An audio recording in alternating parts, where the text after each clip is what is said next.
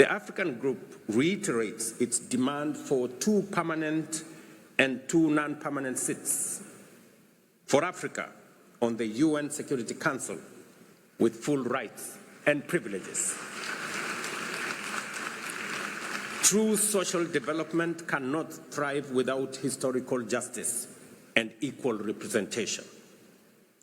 The African Union has declared 2025 the year of justice for Africans and the people of African descent through reparations.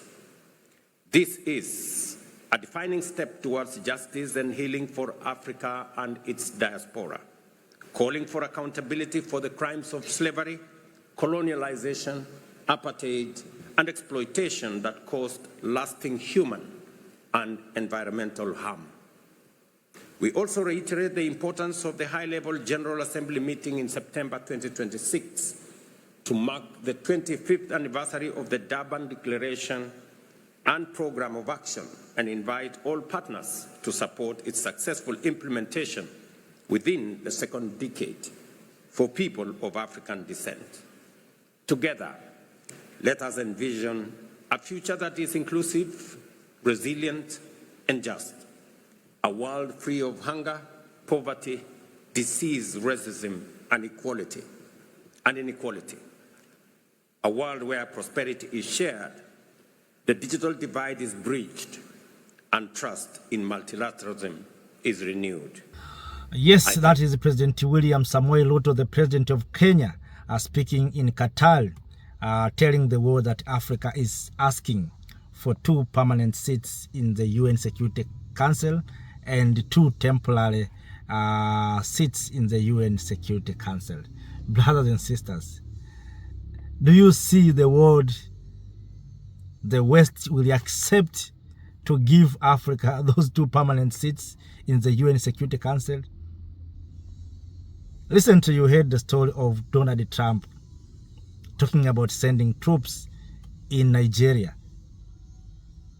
Do you think America, France, UK will accept to give Africa permanent seat in the UN Security Council with veto power? What is your opinion for Africa to get 2 permanent seats in the UN Security Council? And I think African leaders, there's no need for them to beg and asking for permanent seat in the UN Security Council.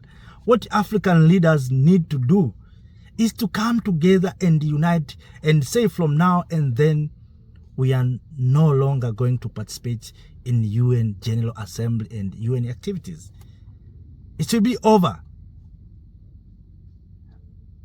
So for how long will we continue to beg, asking, as if we don't know that these people are not interested with what we are saying? No one is interested with Africa. And we think that someone who is thinking and maybe has something to help Africa. No, brothers. No one will give us those permanent seats. I'm telling you the truth. Africa will not be given 2 permanent seats in the UN Security Council with veto power. Maybe they will give puppets, and they are not trusting anyone. They know very well that people are changing. So they don't trust anyone. They will not give us 2 permanent seats in the UN Security Council. And I argue to African leaders, stop asking, stop begging. Call for Africa to unite. That's the only solution. You have resources, you have minerals. Why you are begging for permanent seats? For what? What that permanent seat will do for us? I'm asking, maybe I don't know. Today, you hear Donald Trump talking about sending troops in Nigeria. What those who have permanent seats in the UN Security Council have said. What we need as Africa is to come together and unite. And start and stop dependence. We are depending on others for for too long. Even to get permanent seat, we depend on others. We are asking, please give us, please give us. Who will give us? Who will give us, Mr. Ruto? No one will give us.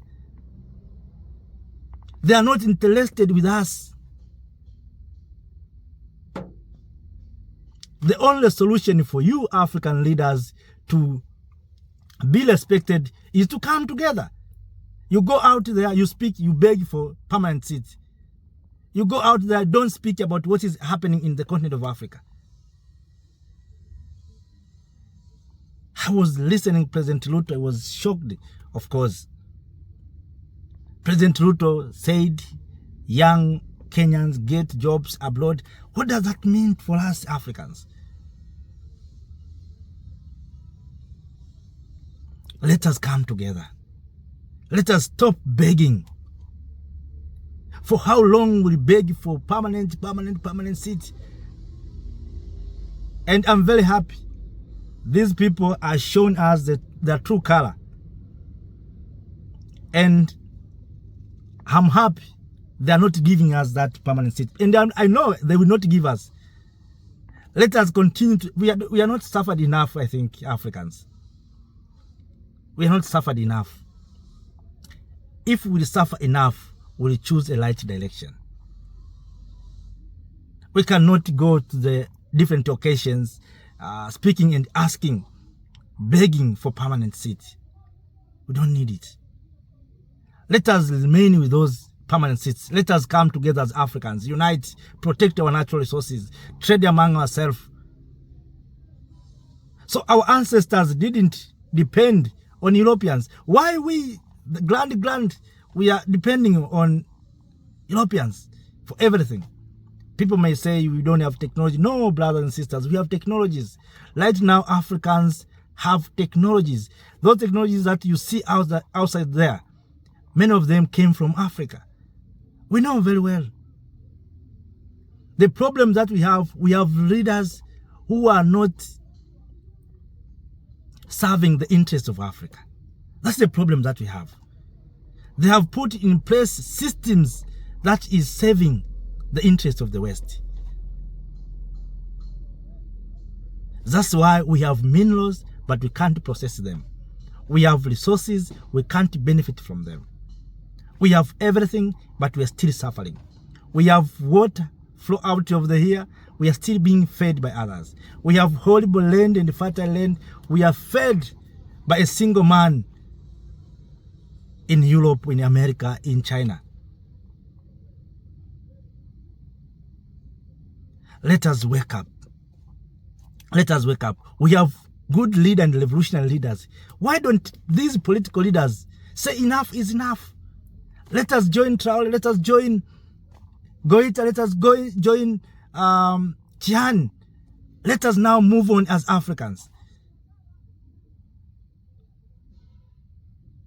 So if we depend on African Union and these regional bodies, we are going nowhere. Once a time, Julius Malema said, these bodies are hold-men club, where they cannot talk anything concerning about this continent.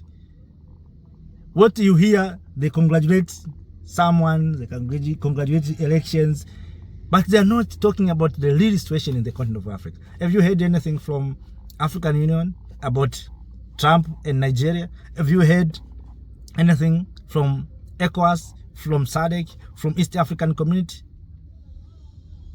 So, brothers and sisters, political leaders are failing us. Political leaders are failing. We know very well that political leaders are being sponsored by the West, by others. But let us come together. Let us unite. So, Abdullah, I have no more to share and to say. If you have something to share with us, please do so through the comment section. Make sure that you subscribe to join a big family of Make Africa Great, and then like the video so that our video can go viral and reach many Africans so that they can get our message and understand what is going on in our mother continent, Africa. So at that, let me say have a nice time. See you next time in other video. Thank you.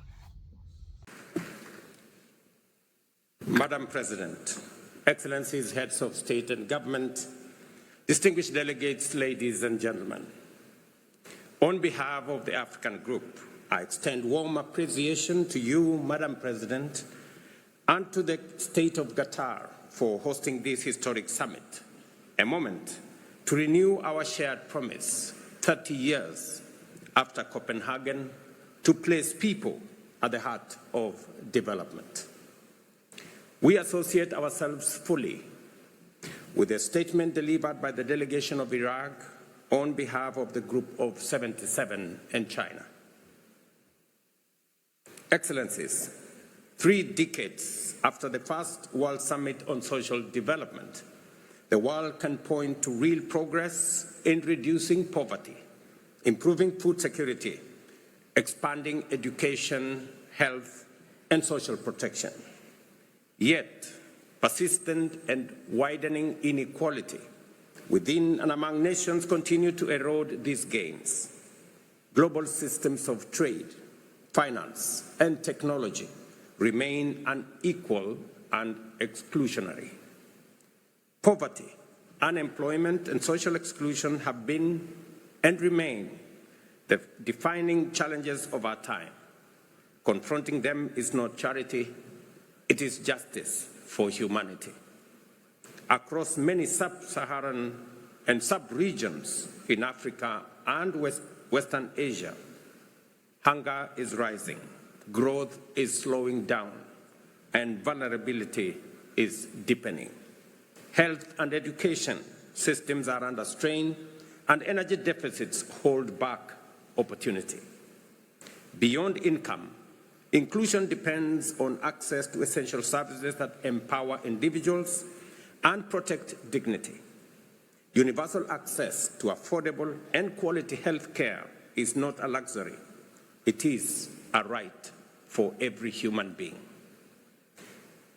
Housing insecurity, manifesting through homelessness, overcrowding, and substandard shelter, continue to breed inequality. As housing costs outpace wages, affordable housing must become a cornerstone of social development. Informal and precarious employment remains yet another of the gravest obstacles to stability and growth, particularly in low and middle income countries where millions live close to the poverty line. Ladies and gentlemen, the digital divide is emerging as one of the greatest barriers of our time. Access to affordable connectivity, access to devices, and digital skills must become universal. Education must include every learner, empower every teacher, and reach every community, including persons with disability.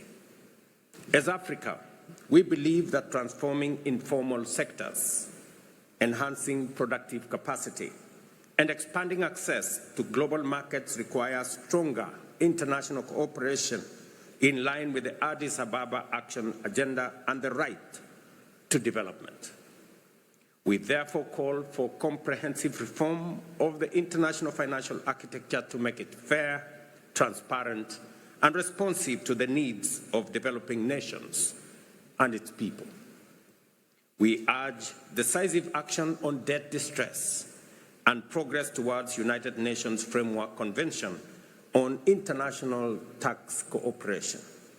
We also underscore our call for a UN Convention in sovereign debt. Distinguished colleagues, the Copenhagen Declaration gave us a timeless framework built on 3 pillars: the eradication of poverty, decent work for all, and social integration. Grounded in equity, solidarity, and human dignity, these pillars remain our compass. We therefore welcome the Doha Declaration on Social Development, a renewed global pledge to translate principle into action and to build cohesive and resilient societies for generations ahead. We commend the co-facilitators, the permanent representative of Morocco and Belgium, for their leadership in guiding this important progress. This summit, distinguished colleagues, must rekindle genuine dialogue, restore trust, and reaffirm multilateralism as the anchor of collective progress. We must amplify the voices of those living in poverty and vulnerability and ensure that developing countries, most of them in Africa, are fairly represented across all multilateral institutions. Accordingly, thank you, Africa, Mama Africa. Oh, yeah. You make Africa great. Thank you, freedom. Thank you, Africa.